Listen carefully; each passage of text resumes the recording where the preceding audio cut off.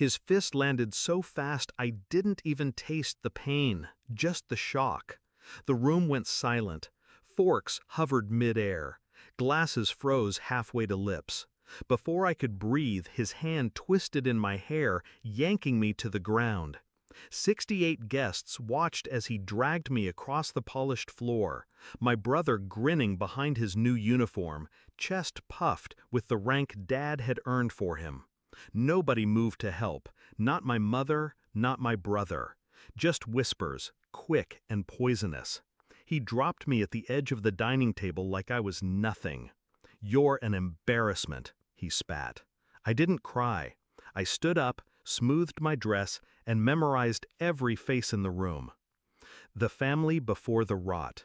I used to think my father was a hero. Medals on the wall, stories of service told in low, humble tones.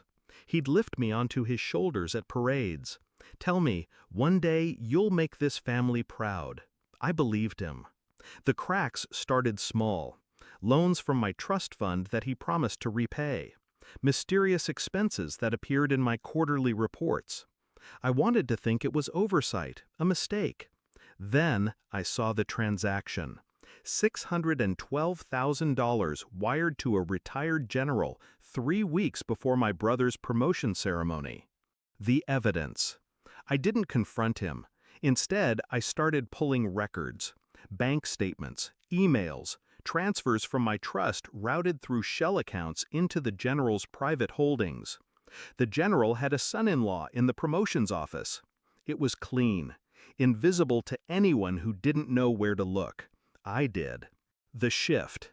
Anger would have been easy, but easy doesn't get results. I needed precision.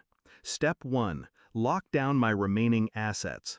Quietly transfer liquid funds into an account under my attorney's control. Step 2, build a timeline of every illegal transaction tied to my trust. Step 3, gather allies. I called an old family friend, an investigative journalist with a specialty in military corruption. Sent him everything. No commentary, no emotion, just proof. The plan.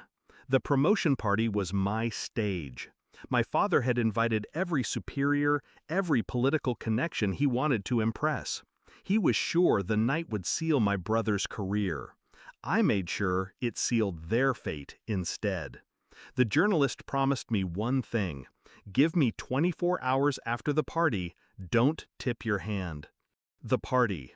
The ballroom smelled of expensive wine and polished brass. Dad was holding court, telling stories about our family's legacy.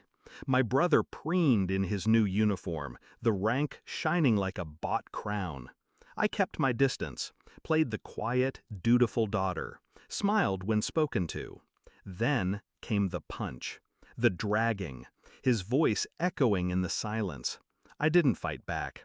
I let the humiliation hang in the air. Let them think they'd broken me.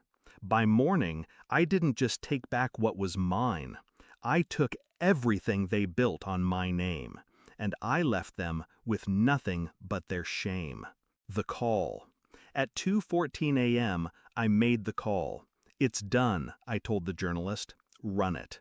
By morning, it was everywhere. Front page, broadcasts, a detailed exposé outlining exactly how my father had siphoned funds from his own daughter's trust to buy my brother's rank. The bank records, the wire transfers, the emails, names, dates, amounts, all printed in black and white. The headline was brutal: "Decorated officer buys son's rank with stolen family funds." The collapse. By noon, military police were at the house. My father's uniform was stripped from him on the front lawn, neighbors watching. My brother's promotion was rescinded, pending formal charges for accepting a fraudulent rank. Every guest from the party saw their photos on the news, tagged at the celebration.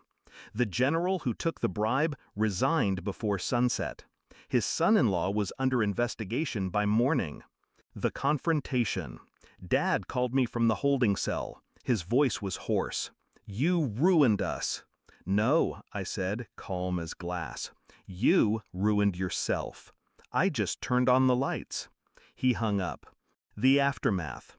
The trust fund was restored in full, court ordered. My father's pension was frozen. My brother's career was over before it began. Mom tried to reach out once. I let the call go to voicemail. Reflection. I think about that night sometimes.